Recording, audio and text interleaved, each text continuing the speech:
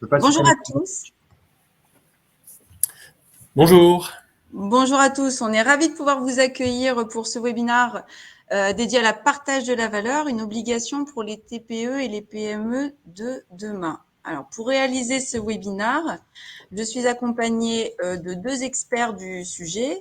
Sébastien Bernard, qui travaille chez nous au sein d'OptimaPay en tant qu'expert social. Sébastien, si tu peux te présenter rapidement. Oui, bonjour. Donc, je suis Sébastien Bernard. Je travaille en paye et droit du travail depuis à peu près 25 ans. Et j'ai rejoint Interd'Entrepreneurs il y a 1 an et demi. Voilà. Merci d'apporter toutes tes compétences à notre cabinet. Et Arnaud Rath, qui est spécialisé dans la protection personnelle du dirigeant et des salariés. Arnaud.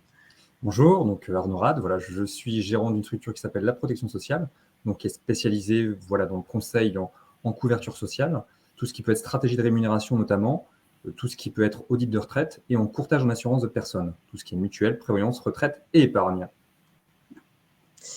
Merci. Donc, on est sur un sujet qui est pas urgent, mais qui est très important et qu'il faut commencer à prendre en compte dans votre stratégie de management et de pilotage de votre entreprise, le partage de la valeur, qui peut avoir beaucoup d'effets au niveau management, aussi au niveau de l'encadrement de vos équipes et peut-être l'envie aussi, voilà, de faire partager les valeurs qui sont créées au sein de votre activité. On parle de plus en plus d'une obligation d'ici 2025. Donc, Arnaud est déjà intervenu auprès de plusieurs groupes d'entrepreneurs sur le sujet et on a la chance qu'il puisse nous faire bénéficier aussi de ses connaissances sur le sujet. Donc là, on va démarrer la partage de la valeur, une obligation à partir du 1er janvier 2025. Oui, c'est ça. Alors, c'est un projet de loi, mais qui va aboutir là cet été ou dès la rentrée. Donc, c'est une obligation pour les entreprises d'au moins 11 salariés jusqu'à 49 salariés. Et donc, l'idée, c'est que les sociétés qui réalisent un bénéfice net au moins égal à 1% du chiffre d'affaires pendant 3 ans seront tenus de partager la valeur à leurs salariés. Alors, on va voir dans le déroulé là que c'est sous plusieurs possibilités, soit une participation libre, soit un accord d'intéressement, la prime de partage de la valeur ou également un abondement vers un plan d'épargne d'entreprise. Donc, Oui, donc ça veut dire qu'il y a beaucoup d'entreprises qui peuvent y être, qui peuvent être concernées. 1% du chiffre d'affaires, ça va vite quand même. Ouais. On va pas aborder la prime de partage de la valeur parce qu'on la connaît depuis quelques années, sachant qu'elle prend fin dans sa version actuelle, donc exonérée de charges sociales, de CSG et d'impôts. Ça prend fin là en 2023. Et à partir de 2024, les salariés seront soumis à impôt. Enfin, les salariés qui perçoivent une prime de partage de la valeur seront soumis à impôt et à CSG CRDS. Oui, c'est vrai que là, aujourd'hui, on avait ce qu'on appelle la nouvelle prime Macron. Où, en fait, on versait 3 000 € aux salariés et il n'y avait pas de charge sociale, pas d'imposition, etc. Donc, visiblement, pour 2023, pour 2024, ce ne serait pas reconduit. Hein, et il y aurait un nouveau système. Ça s'alourdit en effet.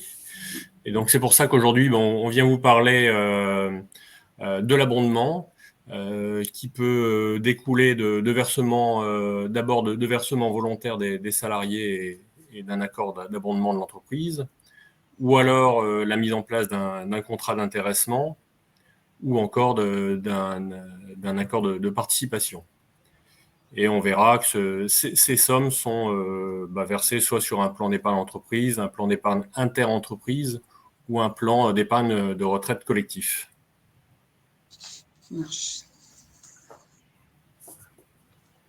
Donc on va expliquer dans le détail chacun de ces dispositifs parce que c'est des termes qui sont un peu barbares quelque part parce qu'on parle d'abondement, on va parler d'intéressement, de participation, mais à quoi ça correspond exactement?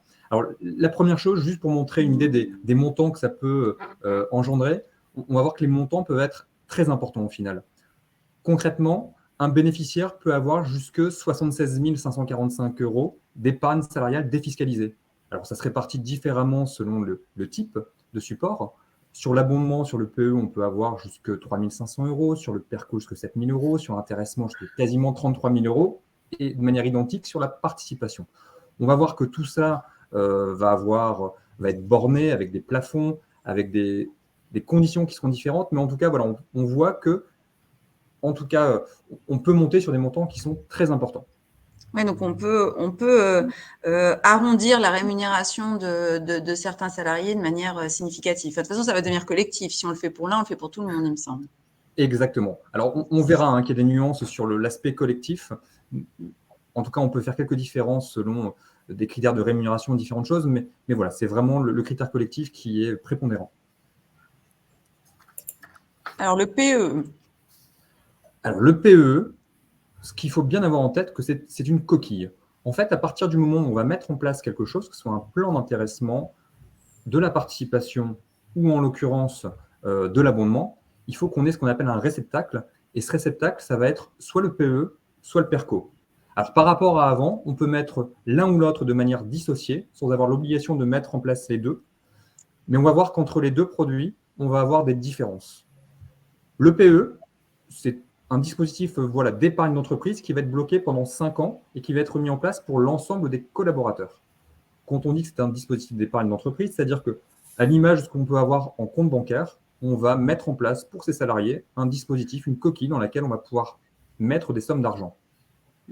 Chaque salarié, du coup, va disposer d'un compte individuel dans lequel il aura, du coup, une épargne qui va se constituer, dans lequel on aura un cadre social et fiscal qui sera avantageux. Les sommes sont récupérées à échéance, donc soit au moment de la retraite, soit au bout de 5 ans, et sans fiscalité. On aura des cas de déblocage anticipé qui peuvent être mis en place dans certains cas de figure, on les verra après. Et ça peut être proposé du coup à l'ensemble des salariés dans toutes les entreprises. Juste une petite aparté, alors toujours bien validé avec son cabinet comptable qu'on a le cash et la trésorerie pour le mettre en place, parce que c'est vrai que c'est un décaissement qui peut quand même être important si tout le monde abonde. C'est ce qui est toujours compliqué en fait dans les plans d'épargne d'entreprise PE et PERCO, à partir du moment où on n'a que de l'abondement, c'est de pouvoir mesurer ce qui sera réellement versé. En fait, on n'a aucun moyen de savoir à l'avance combien ça va nous coûter. Et ça, c'est vrai que c'est hyper important. Alors, dans un PE, on peut l'alimenter du coup de différentes manières. Soit en fait, le salarié va faire un versement personnel. Alors, dans ce cas-là, ça n'aura d'intérêt que s'il y a un abondement, c'est-à-dire que l'entreprise met des sommes complémentaires à ce qui a été versé par le salarié. Ou ensuite, ça peut être des versements qui sont issus de l'entreprise. C'est-à-dire que le salarié aura la possibilité de verser une partie de sa participation, son intéressement, au sein du PE. C'est-à-dire que plutôt que de prendre l'argent de l'intéressement ou de la participation directement sur son compte bancaire personnel, il pourra le verser sur le PE. L'argent dans ce cadre-là sera bloqué 5 ans et sera sans fiscalité pour le salarié. S'il récupère l'argent de suite, il sera fiscalisé. Alors, on peut également y mettre les droits inscrits au compte épargne-temps. Alors, c'est peu courant parce que tout dépend de la taille des entreprises, mais dans les plus petites entreprises, il n'y a pas tout le temps de compte épargne-temps, il n'y en a même plutôt pas souvent. Et après, on peut également faire des transferts de participation sur les PE de contrats, des sommes qu'on possédait auparavant sur d'autres contrats. Donc, en fait, on peut regrouper tout ça au sein de la même coquille. La somme des versements… Donc, il y a quand même une stratégie. Il y a quand même une stratégie, en fait. C'est d'arriver à articuler participation-intéressement avec le PE, si c'est possible. Tout à fait. Alors, ça peut quand même être intéressant sans fiscalité. On ouvre une coquille et derrière, c'est vrai que l'intérêt de toute façon de tous ces dispositifs, c'est effectivement d'éviter au maximum les charges sociales et l'imposition. C'est vraiment ça l'intérêt principal. En fait, ça permet d'augmenter facialement la prime qu'on donne aux salariés, en fait. Tout à fait. En fait, si on leur donne 1000, mais que finalement, ils ne payent pas de charges sociales, pas d'impôt sur le revenu dessus, c'est du gagnant-gagnant, en fait. On va voir que l'efficacité, elle est par rapport à du revenu sans comparaison possible. Et c'est également un argument pour fidéliser nos salariés. Tout à fait. Oui, bah c'est l'idée, hein. C'est vrai que c'est vraiment important. Enfin, on a envie de leur faire plaisir et on a envie qu'ils nous accompagnent le plus loin possible dans l'aventure entrepreneuriale. Donc, c'est vrai que à un moment donné, c'est bien de pouvoir les remercier, mais financièrement, c'est ce qui permet vraiment d'être sur le meilleur rapport gagnant-gagnant. Ouais. Donc, fiscalité, Alors, PE. sur la fiscalité, sur le PE, ce qu'on peut évoquer, c'est que les versements volontaires faits par les salariés, eux, ne sont pas déductibles de l'impôt sur le revenu. Concrètement, le salarié va mettre 1 000 € de son épargne personnelle dans le PE, il ne pourra pas le déduire de son imposition. Ouais. Tous les gains financiers sont exonérés d'impôt sur le revenu. On ne paye en fait que la CSG-CRDS quand on récupère l'argent sur la plus-value. Tous les abondements de l'entreprise, donc à partir du moment où vous versez des sommes, l'entreprise verse un complément. Ça aussi, c'est exonéré d'impôt sur le revenu pour le salarié. Donc, il ne réintègre pas dans ses revenus, c'est très avantageux. Et tout ce qui est participation et intéressement, mais on le verra plus en détail après, est également exonéré d'impôt sur le revenu. Et les cas de déblocage, ça c'est important aussi. Oui, parce qu'en fait, j'ai dit précédemment que sur un PE, on était parti pour 5 ans. C'est vrai, sauf cas de déblocage. Et on va voir pour le PE, il y a des cas de déblocage qui sont très importants. Enfin, en fait, ils sont nombreux. Donc, on a souvent la possibilité, à un moment donné, de pouvoir sortir l'argent avant.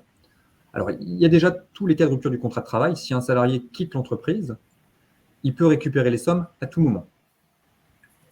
En cas de décès, alors le décès, ce n'est pas uniquement le décès du salarié, parce que ça peut être le décès du conjoint également. En cas d'invalidité, du salarié, du conjoint, de ses enfants. Et en cas de surendettement, on peut récupérer les sommes bloquées dans le PE immédiatement. Alors ça, c'est des cas qui sont plutôt extrêmes, ce qu'on vient d'évoquer. Après, il y a des cas plus heureux. On va parler de mariage, de conclusion d'impact, de naissance d'un enfant, notamment à partir du 3e, où là, on peut également débloquer son PE pour faire face du coup à des dépenses supplémentaires. Là, il y a quand même une contrepartie sur les cas de déblocage qu'on va évoquer ici, c'est qu'il faut le faire dans les 6 mois suivant l'événement. Donc, quelqu'un qui va se marier, quelqu'un qui va se paxer, il faut faire la demande de déblocage dans les 6 mois suivant le mariage ou le pax. Un peu moins gai, divorce, séparation, dissolution d'un pax. Donc là également, on peut débloquer en cas de violence conjugale. Des cas de figure qui peuvent être courants également, tout ce qui est création ou reprise d'entreprise. Également, une création d'entreprise du conjoint ou des enfants. Ça permet de débloquer le PE. C'est vrai qu'on le fait, enfin on le sait en tout cas moins. Et l'acquisition d'une résidence principale ou des travaux d'agrandissement ou de remise en état suite à une catastrophe naturelle. Donc là, voilà, on a quand même des cas de figure qui nous permettent, selon les événements de la vie, de pouvoir débloquer en tout cas facilement le PE. Bah, c'est quand même, ça regroupe quand même pas mal de cas où généralement on a besoin d'argent en fait. Je pense que ça carry quand même pas mal de cas où en fait ça nous permet de pas être trop stressé de bloquer cet argent pendant un laps de temps puisqu'on a quand même des facilités pour le débloquer. Sur des situations heureuses, moins heureuses. Après le divorce, ça peut être une situation heureuse aussi dans certains cas. Mais pour le PE en tout cas. Alors le PERCO. Le PE, voilà, c'est vraiment une facilité, c'est de pouvoir débloquer, oui, vas-y, Arnaud. C'est de pouvoir débloquer assez facilement en fait. Ça, c'est vrai que c'est quand même un avantage conséquent. Et du coup, on observe vraiment dans la réalité des faits que les salariés vont avoir tendance à aller facilement sur le PE et plus difficilement sur le PERCO. Voilà, alors j'ai fait très simple sur le PERCO dans le sens où c'est la même chose que le PE. Tout ce qu'on a dit plus ou moins avant se ressemble beaucoup. Il y a quelques différences. Donc sur le plan d'épargne retraite collective qui remplace anciennement le PERCO. C'est que les plafonds de versement d'abondement de l'entreprise sont 2 fois plus importants. Concrètement, dans un PE, l'entreprise peut abonder jusqu'à 3 500 €. Sur un PERCO, elle peut abonder jusqu'à environ 7 000 €. Donc ça, c'est plutôt un avantage. Par contre, l'inconvénient par rapport à ce qu'on a évoqué juste avant, c'est que la sortie, elle est possible uniquement au moment de la retraite. Alors après, il y a les cas de déblocage, mais on n'est vraiment que dans les cas de déblocage extrêmes. Okay. Sortie possible sous forme de rente au moment de la retraite ou de capital. Alors, généralement, on va favoriser le capital parce qu'encore une fois, on est sur un capital qui n'est pas imposé. Franchement, on voit quasiment jamais de retrait sous forme de rente. Et donc, voilà, comme évoqué juste avant, beaucoup moins de déblocage dans le PERCO que dans le PE. Voilà, les sommes sont plus importantes, mais toujours une vigilance par rapport au décaissement pour l'entreprise, à bien maîtriser aussi. Ouais. Bah, c'est sûr qu'à partir du moment où on prend ces 2 produits-là, on peut dépenser jusqu'à plus de 10 000 € là-dessus. Donc, c'est vrai que ça peut être très important si tous les salariés le faisaient au maximum, voilà, ça peut coûter très cher à l'entreprise si ce n'est pas prévu et encadré à l'avance. Oui, parce qu'on peut mettre des plafonds quand même. On peut mettre des garde-fous. Exactement. C'est tout à fait ce qu'il faut faire d'ailleurs. Alors l'abondement, oui. Arnaud, je pense qu'on peut aussi prévoir que tous les salariés ne puissent pas en bénéficier. Enfin, disons, les derniers rentrants peuvent, par exemple, ne pas en bénéficier. On peut mettre des conditions d'entrée ou de durée, non? Ouais, alors c'est exactement ça. Alors en fait, il y a le PE et le PERCO donc, qui bénéficient à tout le monde, parce que c'est des coquilles d'épargne qu'on ouvre pour l'ensemble des salariés. Ce qu'on va pouvoir cadrer, mais alors vraiment de manière très, très, très encadrée, ça va être l'abondement. Donc l'abondement, c'est ce qu'on va expliquer ici. Effectivement, on va pouvoir avoir des conditions d'ancienneté, par exemple, qui vont pouvoir être encadrées, notamment sur les montants. On pourra mettre des montants plus importants pour ceux qui ont plus d'ancienneté que pour ceux qui en ont moins. D'accord. Donc voilà, l'abondement, du coup, c'est vraiment une aide à l'effort d'épargne. À chaque fois qu'on a un versement qui est effectué par un salarié dans le PE ou dans le PERCO, l'entreprise va elle-même verser un montant complémentaire qui sera prédéfini.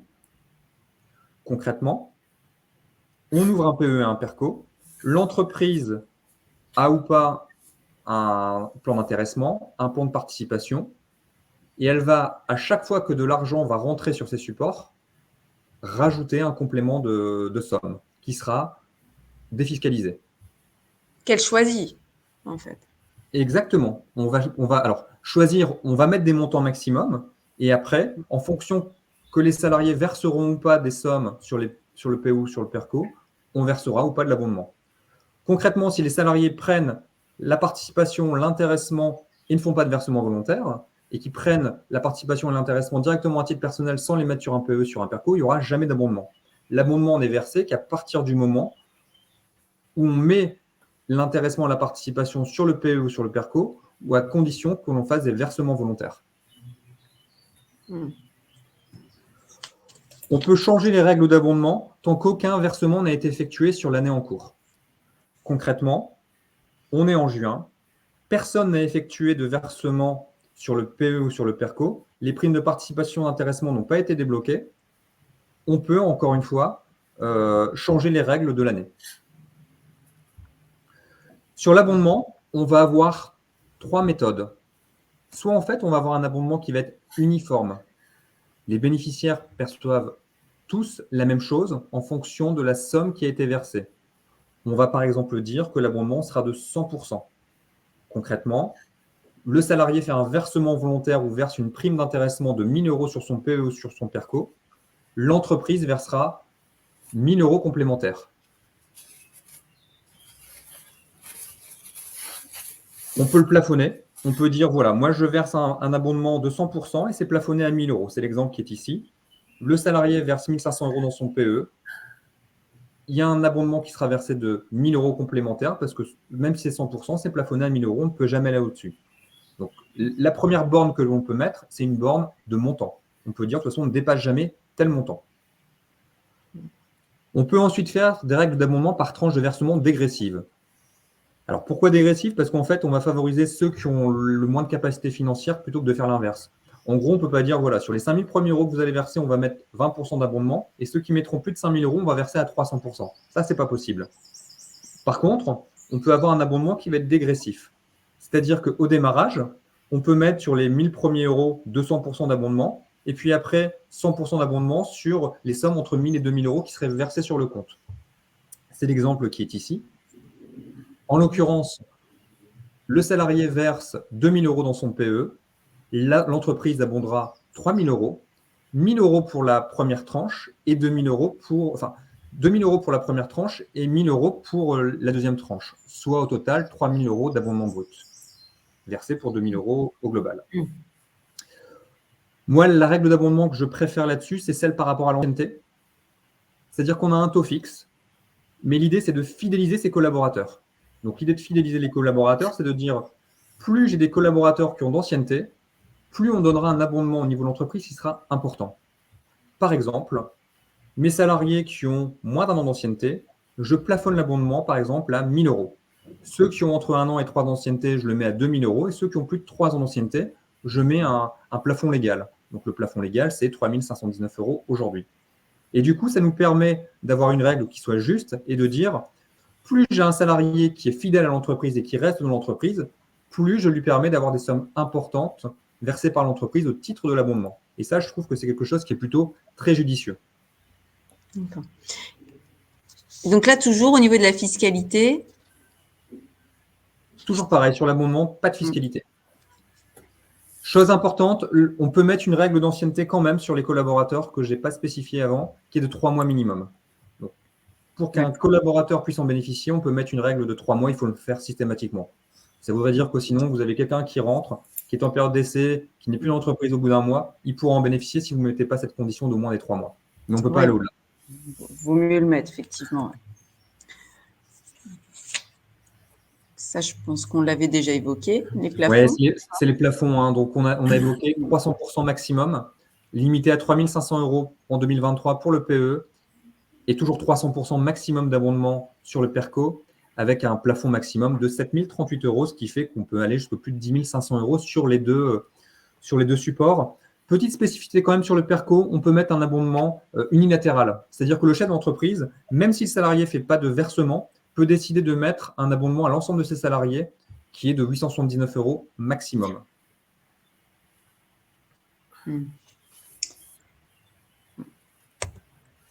Avantages fiscaux et sociaux pour les bénéficiaires, donc pour les salariés qui en bénéficient. Alors, c'est très simple. C'est une exonération totale d'impôt sur le revenu à l'entrée, donc au moment où on dépose les fonds, et une exonération également de charges sociales, donc salariales et patronales. Reste à charge du salarié la CSG CRDS. À la sortie, et à la sortie, quand le salarié récupère les fonds, sur le capital versé, c'est une exonération également d'impôt.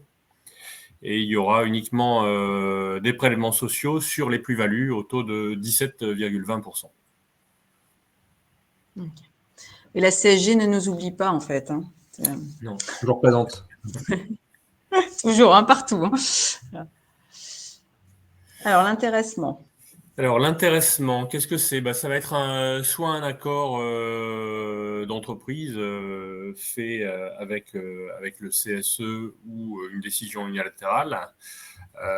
Mais l'intéressement, c'est quelque chose d'aléatoire. On ne peut pas dire l'année prochaine, je verse un intéressement à 2 000 € quoi qu'il arrive. Donc, aléatoire parce qu'on va mettre une formule de calcul et qui peut donner 0 finalement suivant notre activité de l'année en cours. C'est un caractère collectif, donc on ne pourra pas exclure de salariés. À partir du moment où on est salarié d'entreprise, on y a droit. Il y aura juste une condition maximum de 3 mois d'ancienneté. Ça ne peut pas se substituer à une prime qu'on versait précédemment ou une prime conventionnelle. On ne peut pas dire tout ça, je le passe en intéressement. Les impôts et l'URSSAF ne sont pas d'accord avec ça. Ils veulent continuer à percevoir les cotisations sur les sommes qui étaient auparavant allouées. Il y a une condition d'effectif, il faut au moins avoir un salarié dans l'entreprise. Parce qu'on va voir que dans les entreprises de moins de 250 salariés, les bénéficiaires, ce sont les salariés, mais également le chef d'entreprise et son conjoint, mais à la condition qu'il y ait au moins un salarié pendant 12 mois sur l'année civile de référence. On ne peut pas embaucher un salarié un mois, mettre un contrat d'intéressement et finalement l'année suivante, le dirigeant ne pourra pas bénéficier de l'intéressement s'il n'y a pas eu un salarié pendant 12 mois. Pendant 12 mois. Ça marche. Donc, c'est quand même assez variable, en fait. Hein. Le décaissement sur intéressement est assez variable en fonction du calcul, de la méthode de calcul. Oui, après, on va en parler rapidement après, mais l'accord d'intéressement, on va y mettre tout ce qu'on veut, un taux de marge atteint, un bénéfice net atteint, ça sera soit des caractères objectifs, quantitatifs, toujours quantitatifs. Qualitatif, on le voit rarement parce que c'est assez subjectif sur des avis Google, par exemple. On aurait pu l'évoquer, mais ça paraît compliqué et discutable. Oui, c'est ça. C'est discutable. Moi, je travaille généralement tout le temps avec des critères quantitatifs. C'est ce qui me paraît le plus cohérent, et notamment par rapport aux résultats de l'entreprise. Parce qu'on peut le faire également par rapport au chiffre d'affaires, mais bien évidemment, c'est beaucoup moins judicieux que par rapport aux résultats notamment. Oui, disons qu'en fait, l'entreprise, si elle doit verser de l'intéressement, il faut qu'elle ait le cash. Et pour avoir le cash, on se dit qu'il doit quand même y avoir du résultat. Hein. Donc, c'est peut-être que axé sur une méthode de marge de rentabilité ou de résultat, c'est peut-être ce qu'il y a de plus cohérent. Ouais. On avait un client qui voulait faire, à une époque où on utilisait encore beaucoup de papier, il voulait faire réduire la consommation de papier. Donc, il avait mis ce critère pour l'octroi de l'intéressement. Mais alors, on peut le faire une année et puis changer après? Donc, c'est au minimum 1 an et ça peut être jusqu'à 5 ans et c'est éventuellement reconductible.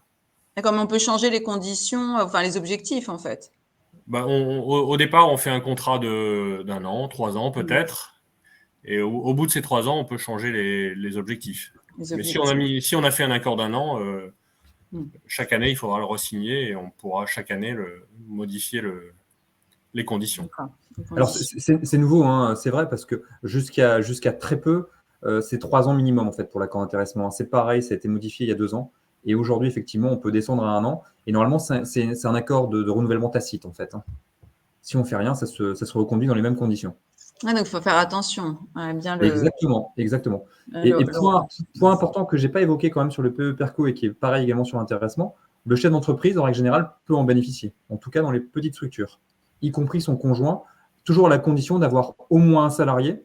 Et point important, le contrat d'alternance peut en bénéficier, mais n'est pas comptabilisé comme étant un salarié dans les effectifs.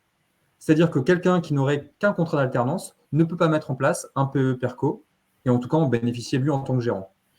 Et alors, donc, si jamais je mets mon mari à 10 heures semaine, c'est possible? Alors, c'est une question qu'on a souvent. Très complexe ça, parce que jusqu'à peu de temps, on considérait que c'était possible. Aujourd'hui, il y a plutôt une place de marché qui dit que si on n'a pas quelqu'un au moins 24 heures employé, on est retoquable, entre guillemets. Donc, moi, aujourd'hui, je ne le fais pas si on n'a pas au moins un salarié à 24 heures semaine. Ok. Intéressant. Oui, l'idée, ce serait en effet je prends entre guillemets, une femme ou un homme de ménage 2 heures par semaine et moi, je peux m'octroyer un intéressement. Là. Ce qu'on a beaucoup vu en fait par le passé. On l'a beaucoup vu, notamment chez les professions libérales qui prenaient juste quelqu'un 2 heures pour bénéficier au maximum de genre de produits d'épargne. Mais aujourd'hui, on sait que c'est retoqué systématiquement. Alors, on a un plafond collectif et un plafond individuel. Oui, donc le plafond collectif, il sera de 20% du total des rémunérations annuelles versées. Donc, c'est les rémunérations, c'est le total brut versé. Hein, tout. Ça ne comprend pas que le salaire de base, mais tout ce qui rentre dans le salaire brut. Après, en plafond individuel, il est assez élevé. On est à 75% du plafond annuel de la sécurité sociale. Donc, le plafond par salarié, c'est 32 994 €. Donc, c'est assez élevé. C'est assez élevé, oui, tout à fait. Mais bon, pour atteindre le plafond individuel de 75% du pass, il faut avoir des rémunérations quand même très importantes dans l'entreprise parce qu'il faut bien avoir en tête que ça ne peut pas dépasser 20% de la masse salariale. Exactement. Donc voilà, il faut… Théoriquement, c'est possible, mais c'est rare. Donc, la répartition globale de l'intéressement entre les bénéficiaires, il sera soit uniformément entre les bénéficiaires. On peut dire, si j'ai atteint tel objectif, l'année prochaine, je verserai un intéressement de 1 000 €, 2 000 €. Mais il peut être aussi proportionnel au salaire versé. Également proportionnel à la durée de présence dans l'année de référence. Et on peut cumuler tous ces dispositifs de modulation. Donc, on pourrait dire, je fixe 500 € à tout le monde et 1 000 € au prorata des salaires ou au prorata de la présence. Voilà. Après, une autre répartition serait interdite. On peut pas faire autre chose que ce qui est indiqué ici. Alors, la combinaison, notamment par rapport à la durée de présence, ça peut notamment faire en sorte que si jamais demain on a des salariés qui sont pas toujours présents dans l'entreprise, notamment pour des absences parfois injustifiées, ça peut nous permettre de diminuer un peu le montant d'intéressement qui peut leur être versé, puisqu'en fait, on va comptabiliser notamment les absences. Ouais. Après, point important également, c'est le plafonnement de la prime d'intéressement du chef d'entreprise. Un chef d'entreprise ne peut pas toucher plus que le salarié qui a la plus forte prime au sein de ses salariés. Donc, en gros, on prend le plus gros salaire et le chef d'entreprise ne peut pas avoir plus. Voilà. Et après, il y a un délai pour le versement. Donc, c'est à la fin du 5e mois, donc au premier jour du 6e mois, de la clôture de l'exercice, l'intéressement doit être versé aux salariés. Ça fait penser aussi à l'Assemblée générale. C'est l'occasion aussi de faire le point sur les deux sujets en même temps. L'affectation du résultat. Alors, intéressement, régime fiscal et social pour l'entreprise et pour les bénéficiaires. Eh bien, l'intéressement, là, je vais vous parler essentiellement des entreprises de moins de 250 salariés. La différence, c'est qu'il y aurait un forfait social pour les entreprises de plus de 250 salariés, mais dans la majorité de nos TPE, PME, donc inférieurs à 250 salariés, il n'y a pas de cotisation sociale, donc il n'y a pas de forfait social à 20 ou 16%. Les sommes sont déductibles, donc pour l'entreprise, sont déductibles de leurs bénéfices. Et c'est exonéré donc de charges sociales. Un point à savoir quand même, c'est que c'est soumis à taxe sur les salaires. Pour les entreprises qui ne payent pas de TVA, l'intéressement versé aux salariés rentre dans la base pour le calcul de la taxe sur les salaires. Oui, donc les entreprises qui ne payent pas de TVA, ça va être les crèches, ça va être les assureurs, les courtiers en financement. Et les professions libérales comme les docteurs. Voilà, exactement. Et pour les bénéficiaires? Pour les salariés, donc une exonération de charges sociales reste la CSG CRDS. Et enfin, 2 cas, tout dépend si le salarié le place sur le plan d'épargne de l'entreprise ou le PERCO, ou s'il l'encaisse directement. Si le salarié choisit d'encaisser directement l'intéressement, là, ça sera soumis à impôt. Tandis que s'il le place sur un plan d'épargne, là, c'est exonéré d'impôt et on retourne tout à l'heure dans les cas de déblocage pour ne pas être soumis à impôt. Donc, c'est la mécanique qu'on a vue tout à l'heure. On met en place l'intéressement, on le verse au salarié, le salarié le met directement dans un PE, il le ressort dans 5 ans ou il le ressort s'il se marie. Ou s'il se marie dans 1 an, ouais, tout à fait. C'est ça. Voilà. Alors, ça bénéficie d'un cadre fiscal et social exceptionnel. Ouais, moi, c'est un tableau que j'aime beaucoup parce que je trouve qu'il est très parlant, notamment par rapport à du salaire ou par rapport à un revenu de gérance. Concrètement, quand l'entreprise dépense 1 000 € pour un salarié, ce qui lui reste réellement dans la poche, une fois qu'on a payé les charges sociales et en règle générale l'impôt sur le revenu, il reste, je ne vais pas dire un tiers, mais quasiment pour le salarié, puisqu'il reste 386 €. Alors, ces 386 €, on est bien d'accord, ça va dépendre encore une fois de l'entreprise et la tranche d'imposition, mais globalement, c'est ça. Pour un gérant d'entreprise, c'est la moitié. Une fois qu'on a payé nos charges sociales et l'impôt sur le revenu, il nous reste la moitié. Quand on est dans l'épargne salariale, de l'intéressement par exemple ici, il reste plus de 90%. Et ça, c'est vrai que du coup, c'est quand même beaucoup plus parlant. Ça veut dire que même si on versait un peu moins en termes de coûts pour l'entreprise, il resterait toujours beaucoup plus pour le salarié. Donc, on a une efficacité en tout cas de ce qui est versé par l'entreprise, en tout cas de l'argent dépensé, qui est nettement plus intéressante. Ouais, enfin, le ressenti de la personne qui en bénéficie est beaucoup plus important forcément par rapport à l'effort.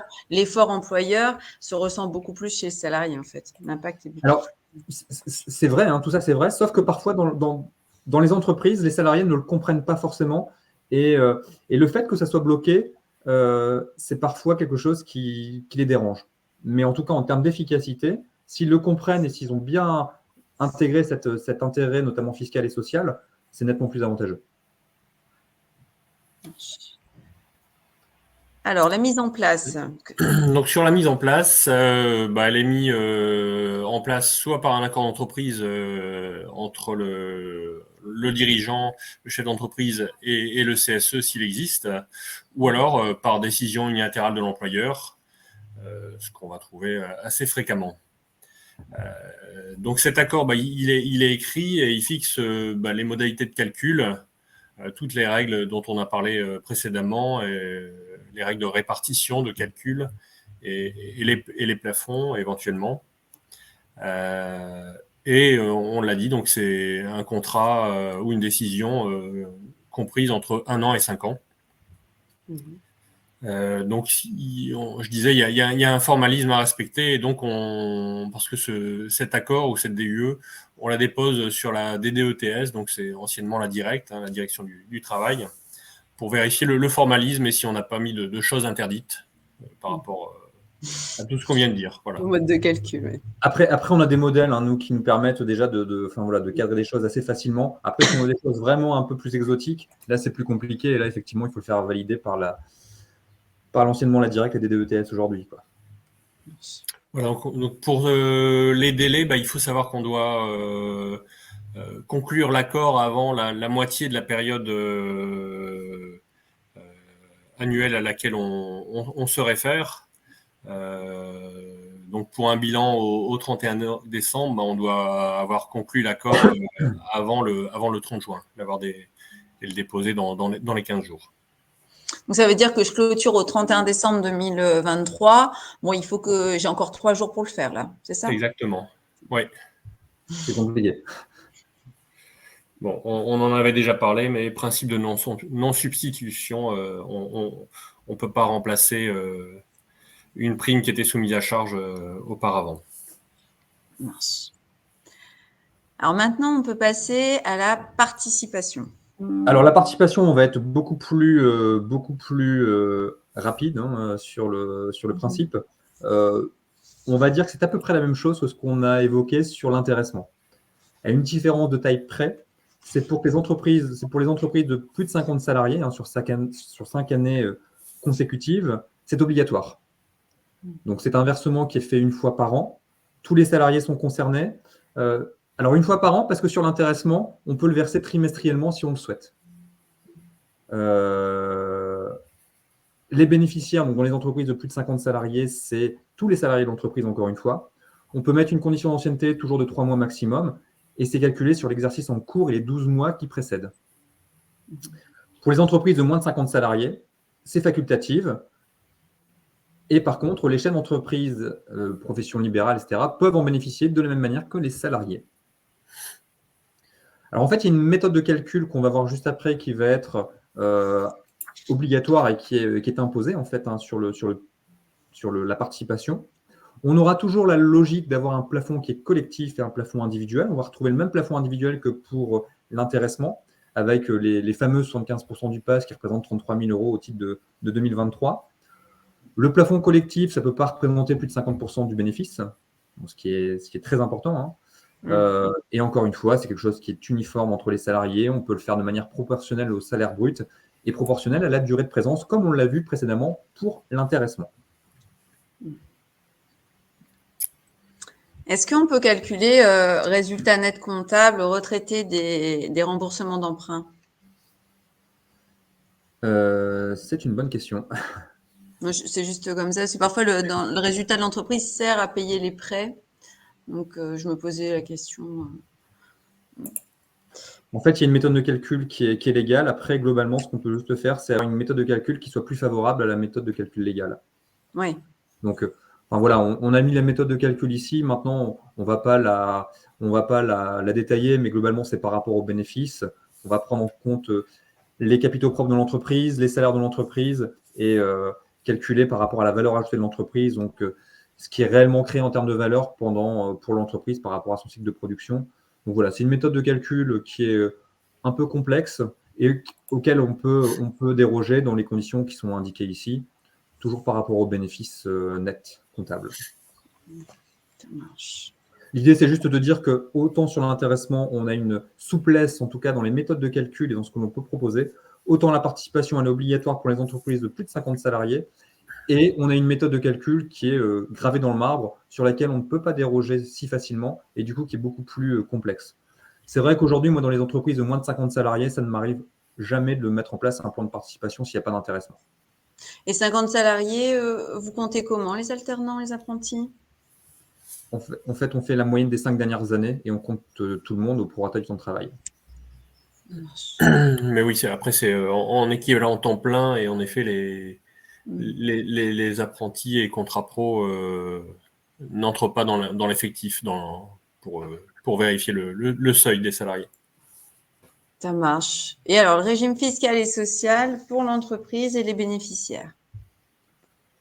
Toujours pareil, en fait, déductible de l'impôt sur le revenu, exonération de charges patronales sur la participation. On a uniquement un forfait social dans certains cas de figure, donc pour les entreprises qui ont plus de 250 salariés, pour les entreprises de moins de 250 salariés, pas de forfait social. La taxe sur les salaires pour ceux qui sont assujettis à la taxe sur les salaires, donc on avait évoqué les professions libérales, on a évoqué différentes professions tout à l'heure, donc même cas de figure que pour l'intéressement. Et pour les bénéficiaires, donc exonération des charges salariales, sauf toujours la CSG-CRDS, et pas d'impôt sur le revenu si c'est mis sur un plan d'épargne salariale, c'est-à-dire si la participation n'est pas prise directement par le salarié, mais qu'elle est versée sur un PE ou sur un PERCO. Si perçu directement, bien évidemment, impôt sur le revenu. Et alors, donc, si on revient un petit peu sur l'obligation à partir de 2025, concrètement, enfin, en synthèse. Donc, ce qu'on entend aujourd'hui, parce que le projet n'est pas encore voté, c'est qu'on devra mettre en place un des dispositifs légaux de partage de la valeur au sein des entreprises des 11 salariés. On devra mettre en place soit un accord de participation, soit un accord d'intéressement, soit la prime PPV, soit mettre en place au moins de l'abondement à un PE ou un PERCO. Donc, en fait, il faudra qu'au moins un de ces dispositifs soit mis en place pour qu'on réponde à l'obligation à partir de 2025. Ça marche. Et après, je pense que vous avez fait un petit focus sur le plan d'épargne retraite pour terminer.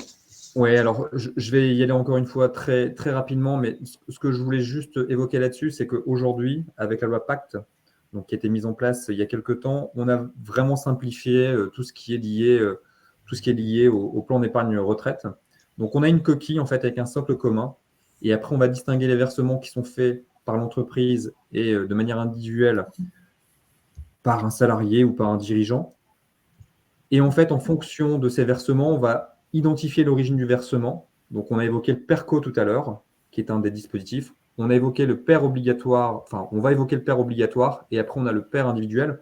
Et ce que je voulais juste évoquer là-dessus, c'est qu'on peut faire un focus sur le PER obligatoire, qui est juste un produit de retraite que l'on peut mettre en place pour une catégorie et qui a un avantage par rapport aux précédents dispositifs qu'on a évoqués, c'est qu'on peut le mettre en place que pour une catégorie de personnel. On ne peut le mettre en place, par exemple, que pour des cadres ou que pour des non-cadres et pas pour l'ensemble du personnel. Ce qui permet parfois d'avoir un dispositif qui soit un peu plus souple et qui nous permet également de mesurer le coût exact de ce que ça va engendrer, puisque là, c'est un pourcentage de la rémunération du collège qui sera concerné. Okay. Par contre, voilà, en termes de fiscalité, c'est un peu moins attrayant que ce que l'on peut avoir notamment sur le PERCO, puisque la fiscalité, le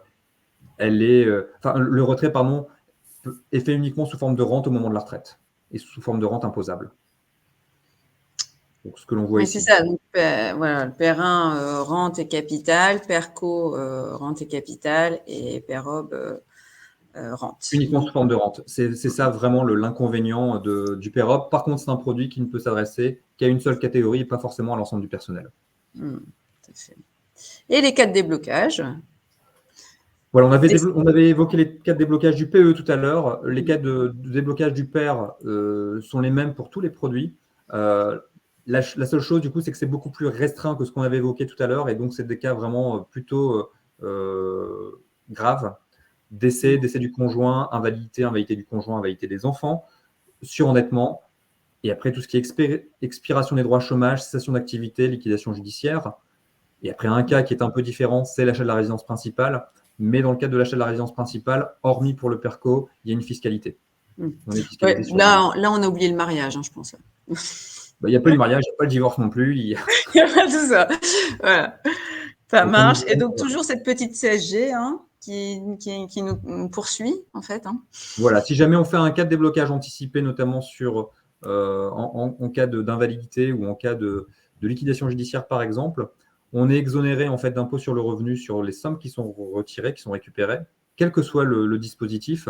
Et on a toujours la CSG-CRDS qui est prélevée sur les plus-values. Super. Top.